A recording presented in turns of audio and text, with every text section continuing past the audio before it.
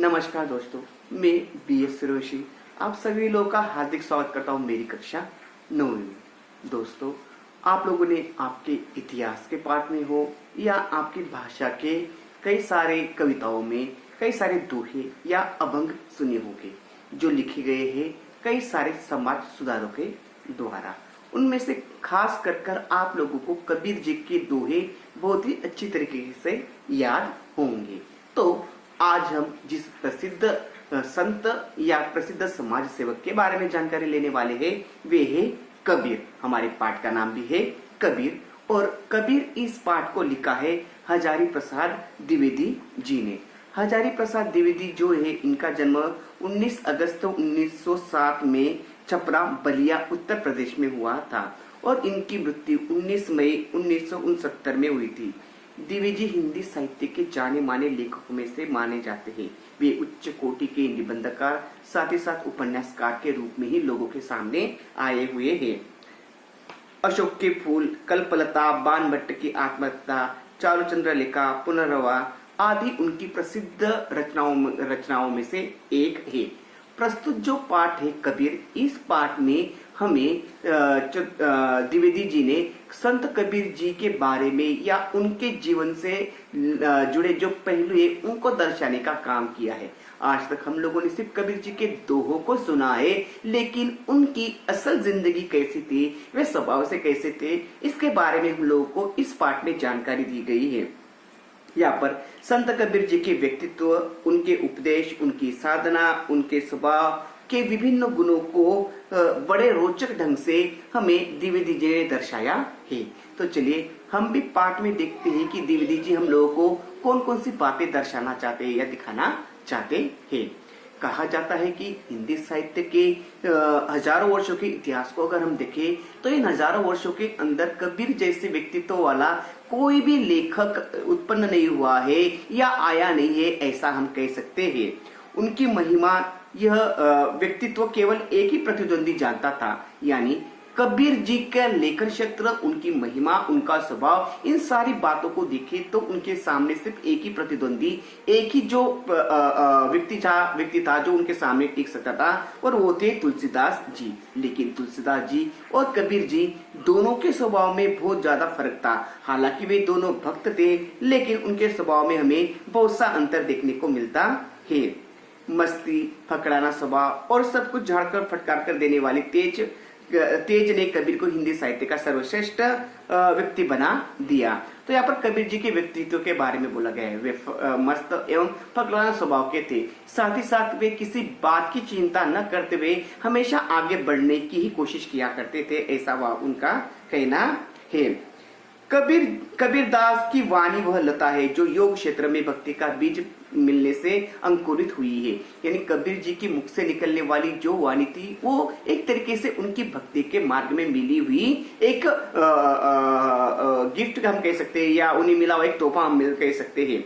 उन दिनों उत्तर के हठ योगी और दक्षिण के जो भक्त थे उनके अंदर मौलिक अंतर था। एक जो था टूट जाता था पर झुकता नहीं था और दूसरा झुक जाता था पर टूटता न था। एक के लिए समाज के द्वारा बनाई गई जो रीति रिवाज थे वो सारी बातें उसके लिए मजाक का हिस्सा बन जाती थी और दूसरे के लिए वो मर्यादा बन जाती थी। यानी उत्तर और दक्षिण के जो भक्त थे उनमें मौलिक अंतर देखने को हम लोगों को मिलता था।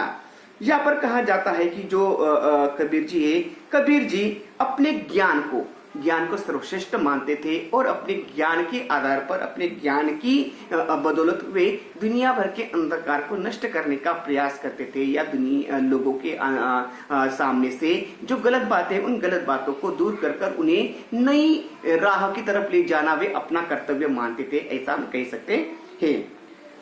अखंडता कबीर का सर्व प्रधान गुण नहीं है। जब वे अवधूत और योग को संबोध करते थे तो उनकी अखंडता पूरी चढ़ाव पर रहती थी। अवधूत का मतलब होता है सन्यासी। जब वो योगी और सन्यासियों को जब वे मतलब एक तरीके से उन्हें मार्गदर्शित करने का काम करते थे, उनके साथ बात करते थे, तब उनकी जो अखंडता थी वो अखंडता तेजों पर रहती थी या एक शिखर पर रहती थी, ऐसा कहा जाता था। वे जो योगों के विकट बातें हैं, या जो मूर्ति पूजा है या भेदभाव है, ऐसे कई सारी जो बातें हुआ करती थी, उन सारी बातों का वो विरोध करते थे। उनका मानना था भक्ति मन से होनी चाहिए, उनमें इन सारी बातों की कोई आवश्यकता नहीं होनी चाहिए। वे गगन और पवन की जो पहेलियां उन्हें बुझाने का काम करते थे। शून्य और सहज का जो रहस्य है वो लोगों को समझाने का प्रयास करते थे। द्वैत और अद्वैत के सत्यों की चर्चा करते थे। द्वैत यानी अपने, द्वैत का मतलब है अपने पराये, और अद्वैत का मतलब है भेदने। तो यहाँ पर वे अपने पराये के बीच का जो भेद है वो नहीं होना चाहिए। सब लोगों को, इंसानों को सिर्फ इंसान के जैसे ही बर्ताव एक दूसरे के साथ करना चाहिए, ऐसा उनका मानना था। आगे हम देखें तो उनका स्वभाव बड़ा ही फकड़ाना था। अच्छा हो या बुरा, खोटा हो या खरा, अगर एक बार वे किसी के साथ चिपक जाते थे तो जिंदगी भर उसका साथ नहीं छोड़ते थे। उन्हें उस व्यक्ति से कुछ लेना देना नहीं था, लेकिन हाँ, अगर एक बार उनका विश्वास उस व्यक्ति के ऊपर बढ़ जाए तो मानो वो उनके साथ जिंदगी भर के लिए जुड़ जाते थे। वे सत्य के वे बड़े जिज्ञासु थे, और सत्य को जानने के लिए या सत्य की पराकाष्ठा करने के लिए उन्हें कोई मोह, कोई माया उन्हें रोक नहीं पाती थी, या उन्हें उससे दूर नहीं करती थी। ऐसा कहा जाता है कि वे अपना घर जलाकर उससे मुरड़ा बनाकर अपने साथ चल पड़ते, अपने मार्ग में चल पड़ते थे। यानी वे अपने हाथों से अपने घर को जलाते थे। मुरड़ा का मतलब होता है जलती हुई लकड़ी, और अपना घर जलाकर एक मुरड़ा अपने साथ लेकर वे आगे बढ़ जाते थे, और उसी व्यक्ति को अपना साथ आने के लिए तैयार करते थे जो अपने हाथ से अपने घर को जला दे। यानी यहाँ पर इसका मतलब घर को जलाना नहीं है कि अपने सर्वस्व को त्याग देना। मोह, ममता, माया, परिवार, पैसा, ये सारी चीजें इनका त्याग कर कर सिर्फ समाज सेवा या भगवान की भक्ति करने को यहाँ पर ऐसा बोला गया है।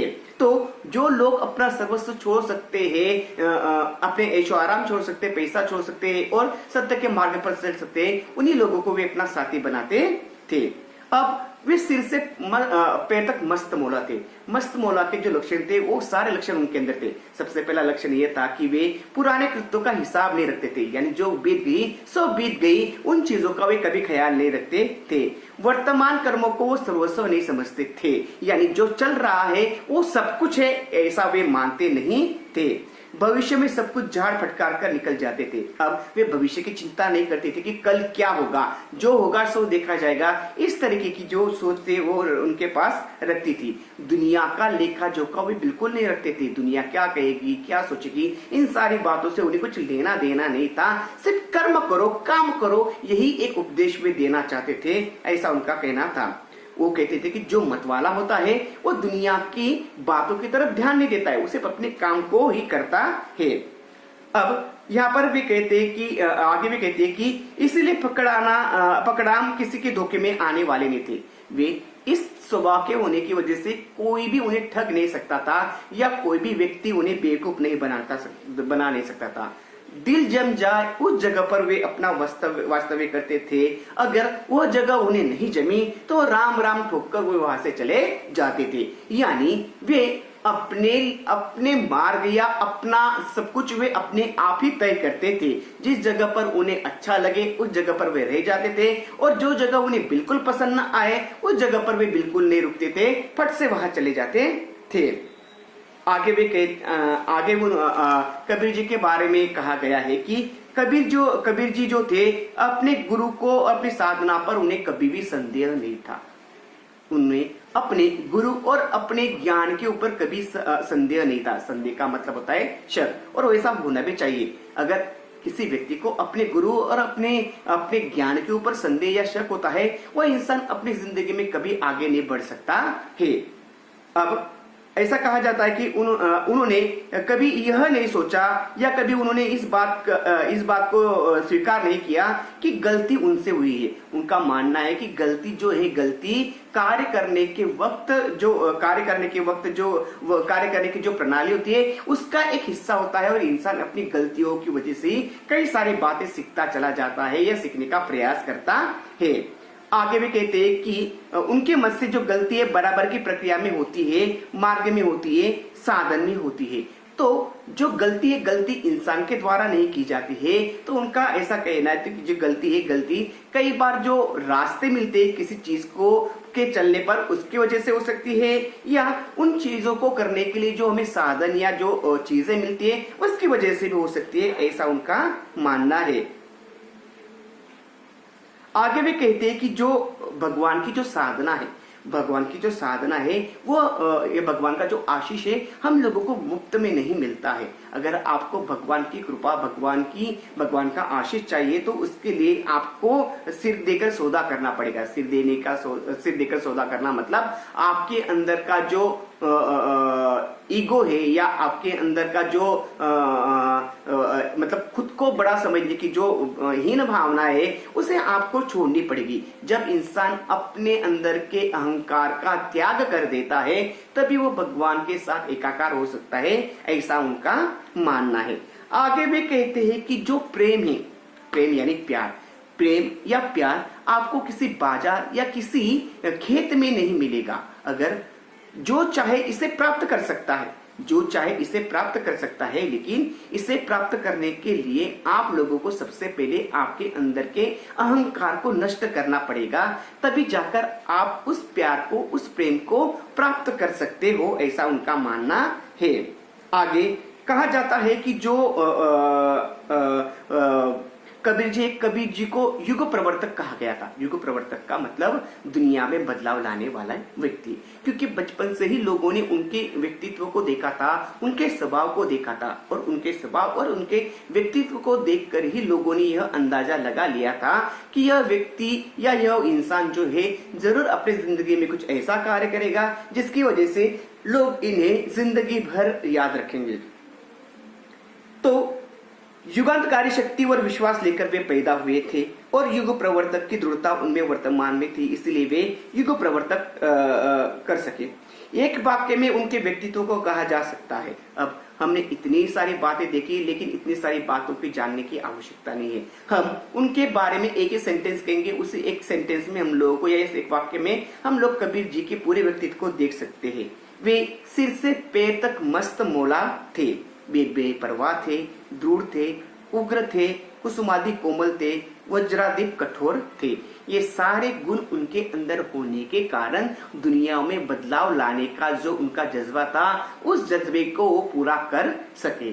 तो इस तरीके से यहाँ पर हमारे द्विवेदी जी ने कबीर जी के जीवन के अनदेखे पहले पहलू जो थे वो हमारे सामने रखे।